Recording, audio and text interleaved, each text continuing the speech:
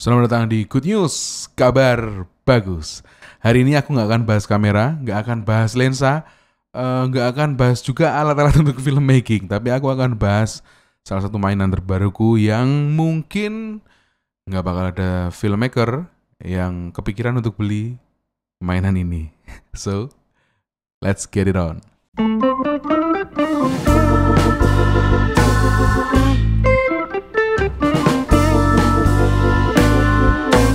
Oke, mainan terbaruku ini adalah mikrofon.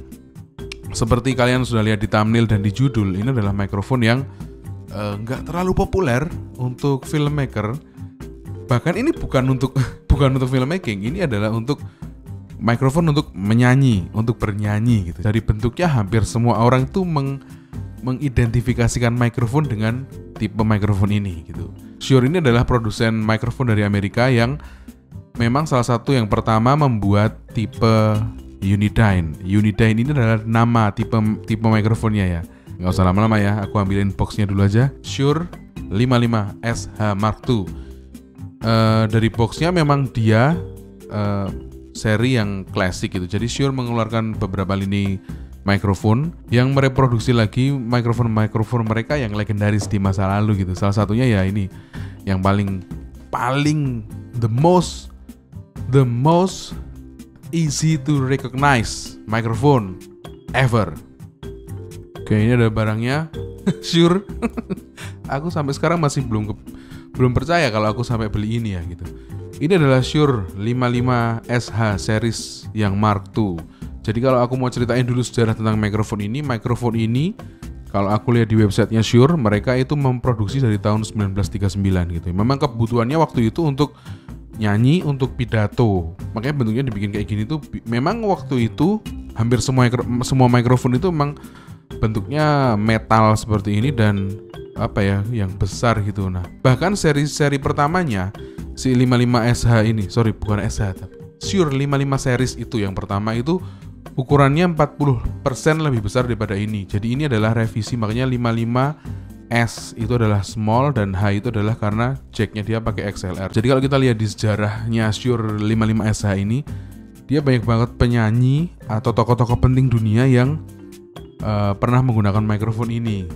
Mau di presiden, mau itu tokoh-tokoh politik untuk pidato kayak gitu, ataupun penyanyi yang paling gampang dikenali pakai mikrofon ini adalah Elvis Presley.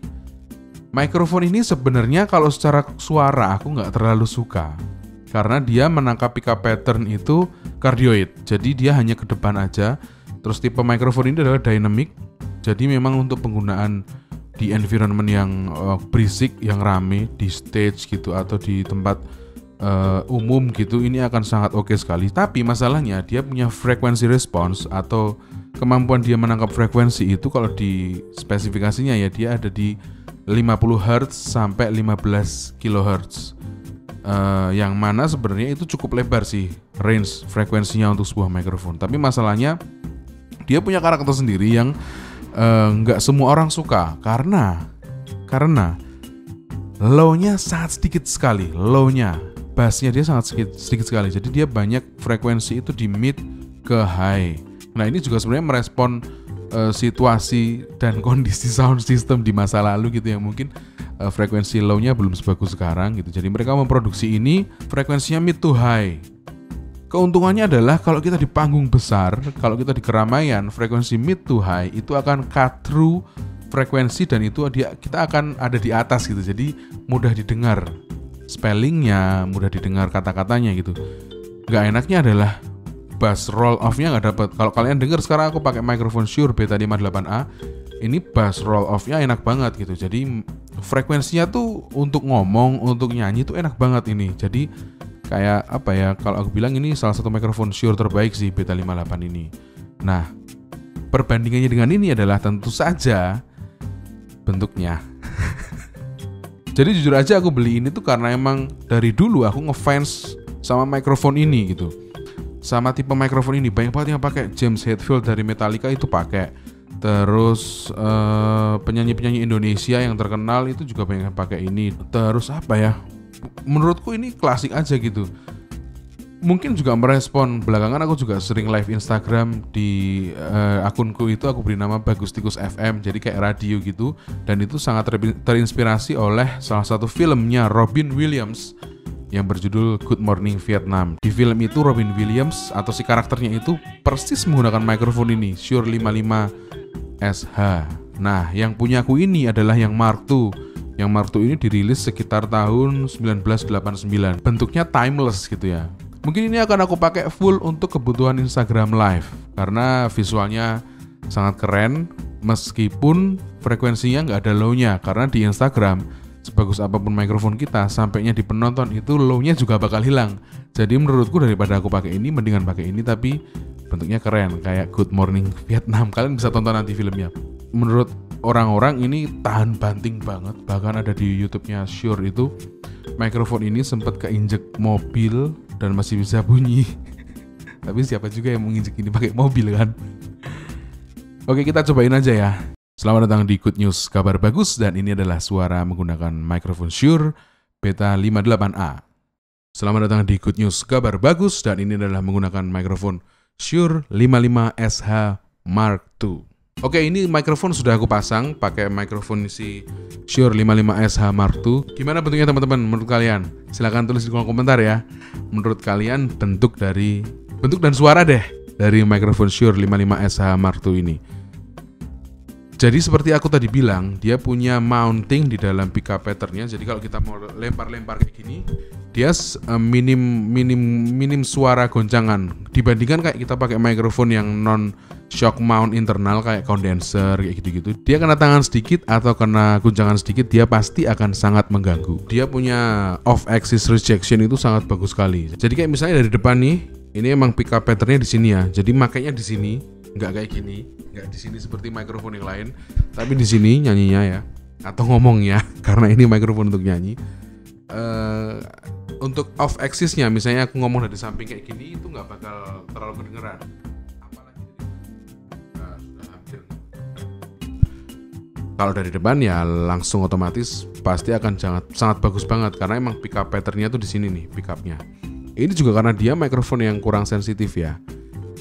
Jadi kalau dibandingkan sama mikrofonku yang Beta 58A tadi di awal, kalau tadi itu aku pakai level di sekitar 60%, sekarang ini harus aku naikkan di sekitar 80% lebih biar untuk mencapai level yang sama. Meskipun memang tone-nya akan berbeda ya, frekuensinya akan berbeda. Makanya tadi aku bilang ini nggak banyak low-nya, jadi nggak bisa dapat low roll off kayak gitu.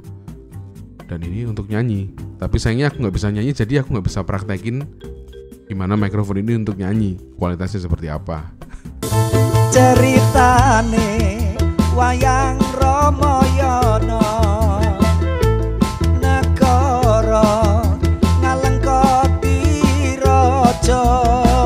Oke, kalau udah di stand, mungkin posisinya kurang lebih akan kayak gini. Jadi sebenarnya mikrofon ini agak susah karena dia punya jack XLR itu dempetan sama ulir untuk dia masang ke stand mikrofon. Jadi dari dulu, dari tahun 39 itu nggak pernah berubah desainnya.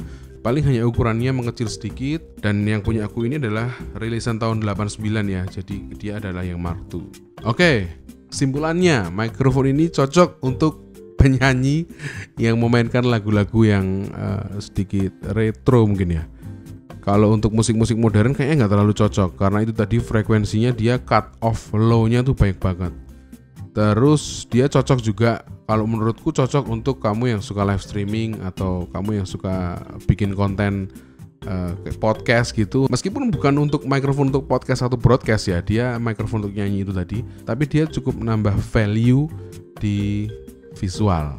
Nah terakhir nih harganya lumayan. Harganya kalau kamu beli baru sekitar 3,5 sampai 4 jutaan. Tapi kamu cek aja di online marketplace, itu mungkin ada yang second hand yang harganya pasti di bawahnya sekitar 2 jutaan lah. Ya kayak tadi aku bilang di awal bahwa ini sebenarnya bukan mikrofon untuk filmmaking. Jadi kalau kamu mau bikin video atau bikin film pakai mikrofon ini, jelas lupain aja, nggak usah beli. Tapi kalau kamu mau enhance visual di live broadcast atau di konten-konten video kamu, ya bisa mempertimbangkan salah satunya mikrofon ini sih. Nah, pastikan juga kamu beli mikrofon yang original, yang kalau bisa sih garansi Gosen Indonesia ya. Karena sebenarnya di marketplace itu banyak mikrofon ini yang KW atau bajakannya gitu, harganya sekitar 500 sampai 750 ribuan. Itu pilihan tergantung kamu sih. Kalau cuman buat visual aja mungkin oke lah, buat video klip atau buat properti foto gitu ya. Tapi kalau untuk nyanyi, aku saranin sih beli yang original aja.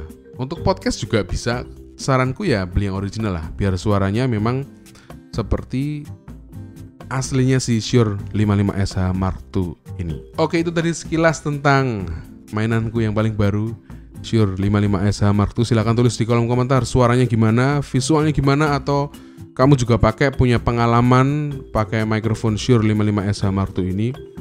Silahkan tulis di kolom komentar ya, nanti kita ngobrol di bawah. Jangan lupa share, subscribe, dan follow Instagram saya @bagustikus dan Instagram @huntingpasar.id. Dan sampai ketemu di Good News berikutnya.